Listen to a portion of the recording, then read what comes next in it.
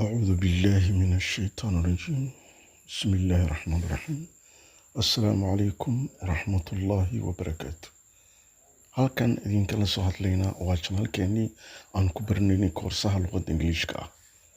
casharkeena caawa waxa uu ku saabsan yahay insha allah Somali culture and folklore. Somali culture, dhaqanka Soomaalida, and folklore, iyo hiddaheena ama hiddaha. Folklore means hiddaha la yiraahdaa. Well and nice. casharkeena caawa wuxuu ku saabsan yahay Somali culture, dhaqanka Soomaalida, and folklore, iyo hiddaha. Well and nice, wacan oo wanaagsan.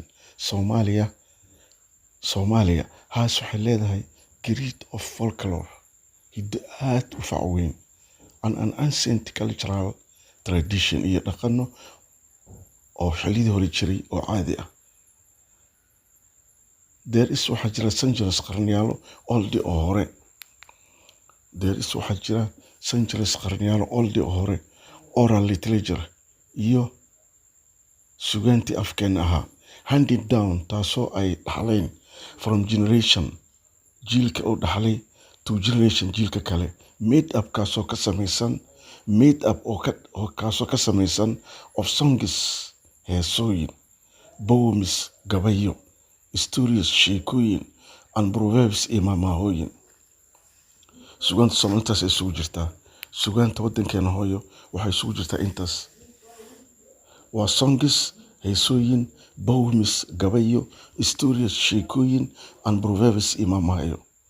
The revolution, gacaankii Soomaaliya xukumi jiray, ama gacaankii Soomaaliya oo hogaaminayay madaxweynihii hore Maxamed Siyaad Bare, Allah u naxariisto, has taken, waxay qaaday great plans, qorshayaal waaweyn, to preserve oo lagu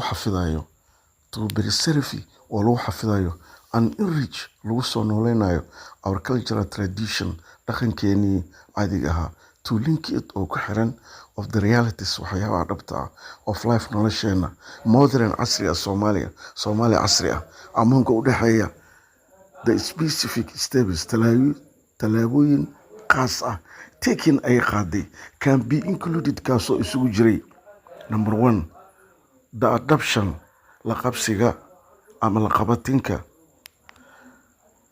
the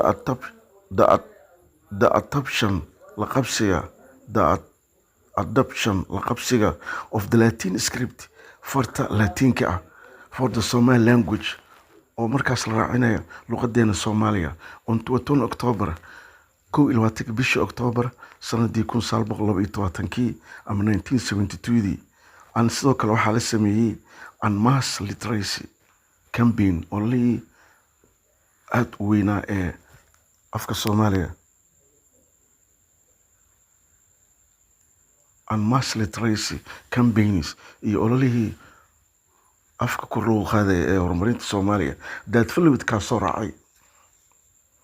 tan labaad, the opening, sidoo kale gacanka wuxuu sameeyey the opening, furitaankii of the Ministry of Culture and Higher Education, wasaaradda dhaqanka iyo tacliinta sare, on 30 ama bishii 3 April 1973 oo la sameeyey 3 bishii April 1923 oo la sameeyey.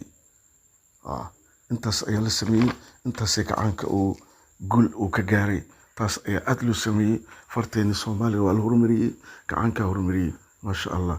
waxaa la qoray farta Soomaaliya 21 bishii October 1922 iyo ololihii horumarinta iyo ololihii kor loogu qaadaya luqadda ama afka Soomaaliya. casharkeena halkaas ayuu nagu dhan yahay caawa. insha Allah casharada way soconayaan insha Allahu tacaala. maanta kanaan qaadanayna ama caawa waxaan leenahay intan ugu xiran oo dhan, intan ugu xiran wayna ugu xiran yihiinba. anugu si dadaalaano, ana si akhriyano, wixii tale iyo tusaale haysaanna comment noogu soo qor walaalayaal, xagga faalada noogu soo qora. sidoo kale aad iyo aad u soo dhaweynaa dadka cusub oo dalka iyo dibaddiisa joogaba oo barnaamijkeena aad noogu xiran. noo sheer gareeya si u gaaraan Soomaalida kale iyo walaalahayna kale oo dibadda iyo gudaha jooga.